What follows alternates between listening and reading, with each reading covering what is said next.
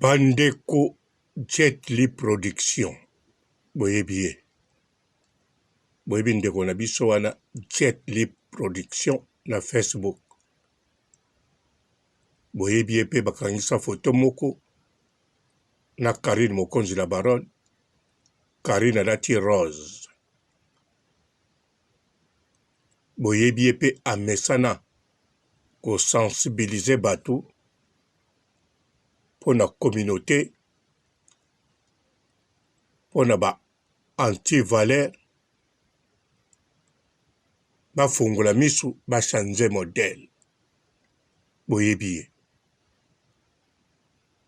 Alors bandeko, lelo nazolobela on a Jet Li Production parce que na comprendre loko moko il y a très important.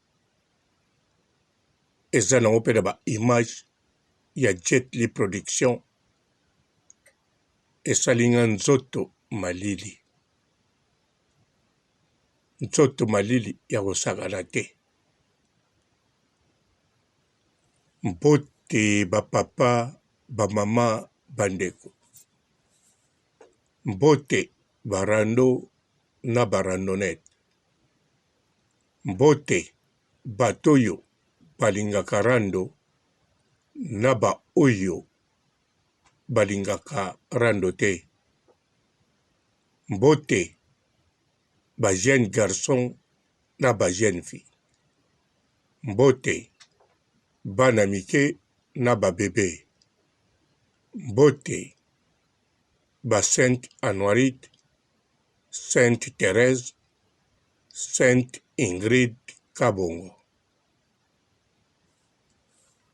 Bandeko Jet Li Production tango sensibilisaka bato na kanisa bomona ba oba deklara ezali bana basi.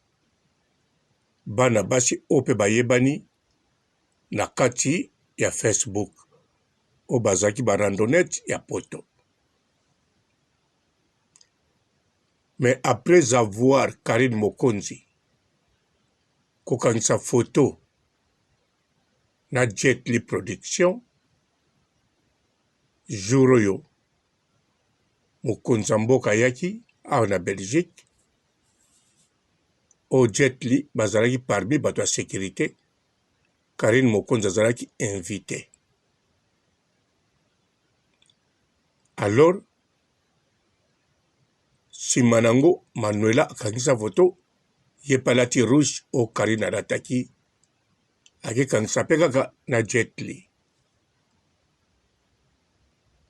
A partir Manuela kobe kozala na Jet Li, ba a partir bazalaki na photo nzoka ti lelo Manuela na Jet Li bakabwana te bakangama bakoma bapire eyebani te soki ya ndenge nini mais bakoma bapire. Alors soki totali pe de plus en plus bana basi oyoyo Jet Li abanda kotia ba image na bango ko sensibiliser biso kolobela bango ba randonnette ya poto Jet Li atiaka bango susu te. Loba par hasard. Mais lelo oyo Jet Li azongeli kotia mais ba randonnette ya poto te. Jet Li akei na bato ya TikTok. Akomotia bato ya TikTok. Eza mabe te makambo asalaka. Namoni eloko mabe na kati te. Mais bolanda oyo etienga nzoto malili. Na eko remarke Jet Li makambo ya lobaka oyo apekisaka asensibilizaka bato eza nde ba oyo yalingaka. Bondimelanga. Siko nde aza na monde mosusu. Siko monde wana eza ya bilengi.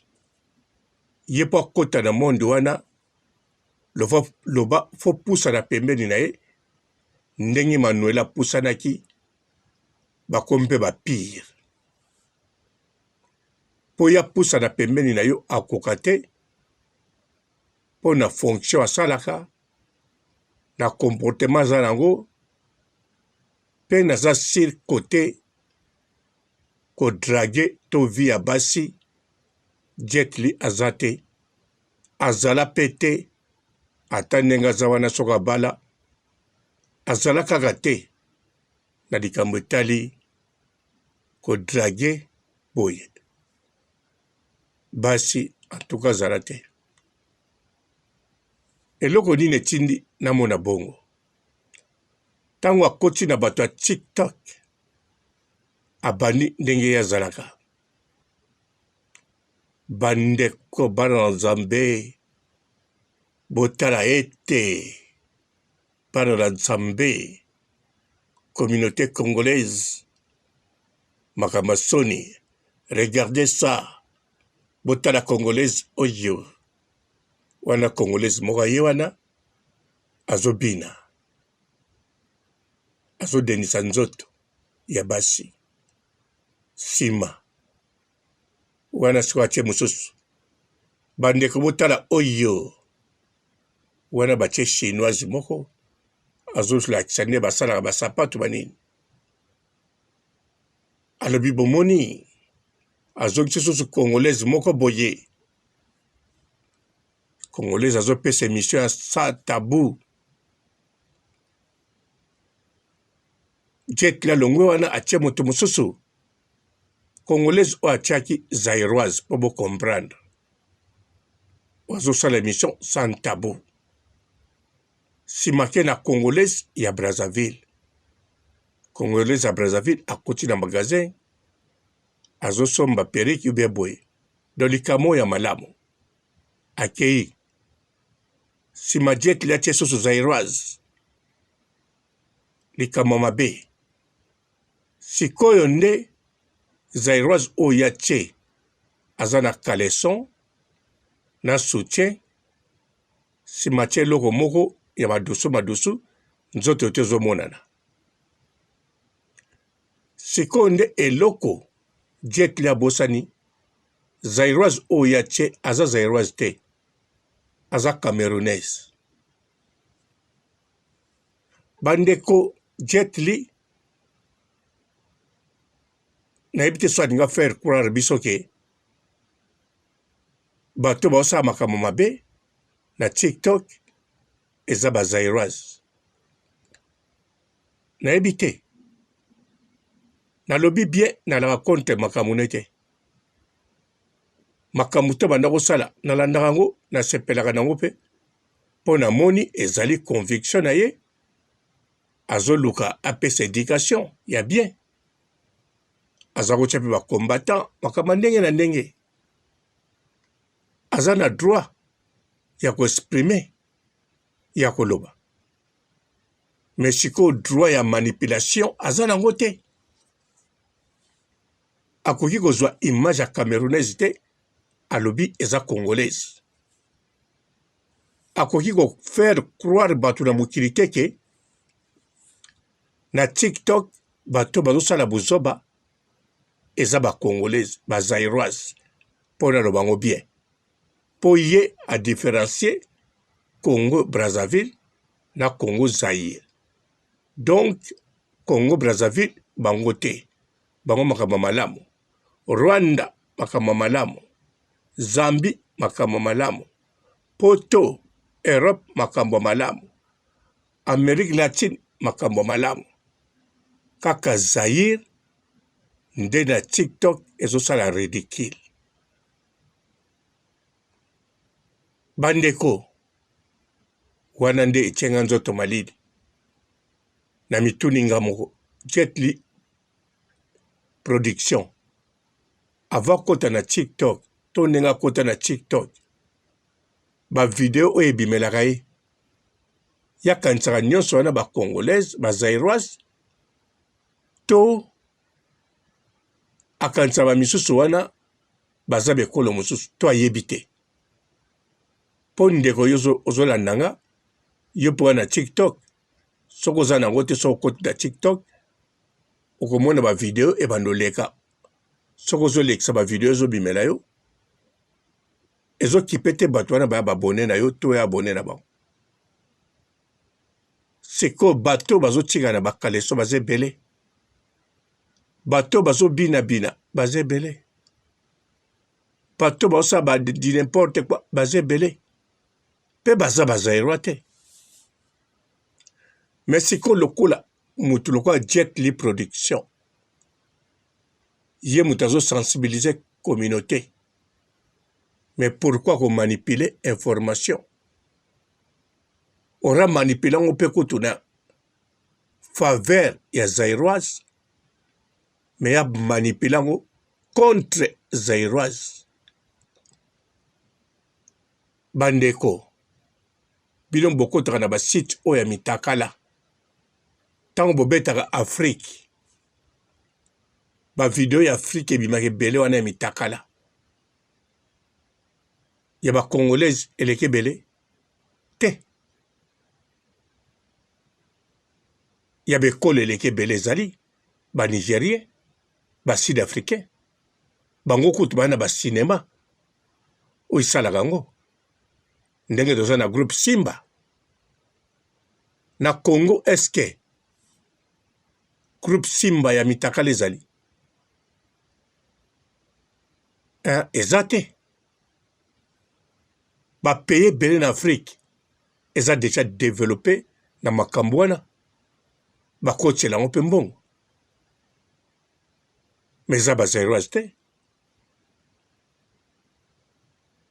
nayebi te nazokondane Jet Li Production te